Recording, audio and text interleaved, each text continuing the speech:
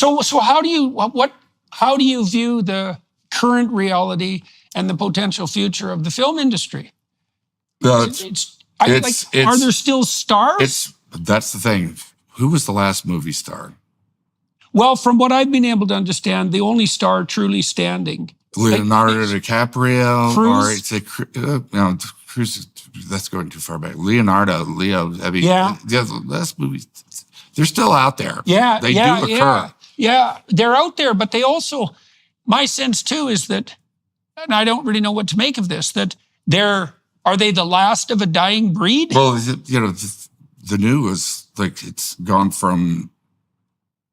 to social media. Yeah. That's where the new movie stars are. I mean, Justin Bieber, the first star, totally created on YouTube. Yeah. Nowhere near the traditional way of doing it. And then the actors now are the same way. They have their Instagram page. They self-advertising but used to be back then, movie stars, like going up and really until the 80s, 90s, true movie star, you wouldn't do a talk show on TV. You would avoid TV like the plague. Right. Jack Nicholson, you would never see him on a talk show. He'd do one interview in a prestigious magazine, whether it be Time, Playboy, whatever it was. Right. That's part of that protection of exclusivity. Yeah. And you would, some guy would spend a couple of days with him or something, but you really wouldn't.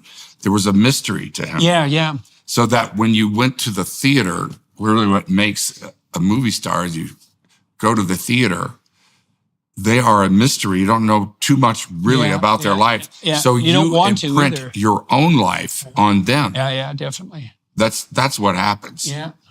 You see them for something inside you. Yeah. And that's what makes a movie star. Well, you actually don't want to know much about the personal life of an actor. And now it's like, well, it got to be that you just do everything. Yeah. About everybody. Yeah. And that brings them down to earth, and that's not good if you're a star. Well, it doesn't create mystery. Yeah, right. Put it that way. I wonder, too, how much of it is the fact that, like, when you and I grew up, being on television was, that was a remarkable and unlikely occurrence to be personally on television, even to know someone who was on television. The bandwidth was so narrow. Yeah. And then the movies were above that. Yeah. Right? It was easier to be on TV than on the movies. Right. But now everyone is on TV all the time. Yeah. Right. And so that's another borderline between the public and the actor that's disappeared. It's like everybody is videoed from the time they're young. But there's no going back. I mean, that's the way the world heads. No. And good things come out of it.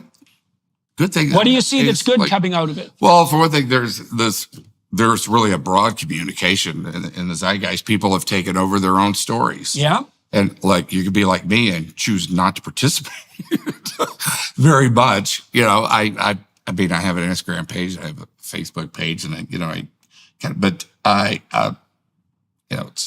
didn't grow up with it, so it seems like a real chore to me. Yeah. And right, it's not your culture. Yeah. Mm-hmm. And I like face-to-face communication, and I like this. Why? This is great. Why do you like this? It's a real. I feel like I'm. That is one good thing about today, as opposed to then, is that you could do an interview with a magazine, and somebody who was out to do a job on you, because they kind of feel like they build you up. Yeah. You have this fall, and then you have the comeback. Yeah. The thing, but with this, it's unfettered. Yeah, and I get to represent myself. Yeah. Well, in my way. YouTube's great for that, and podcasts are great for that. Yeah. And they really reward unfettered communication. Like the people I've talked to, anybody I've talked to on my YouTube channel who politics or is false, they get slaughtered. Yeah. Like if they say what they think. It comes out very quickly. You find out who people are. Yeah. You can't hide so much.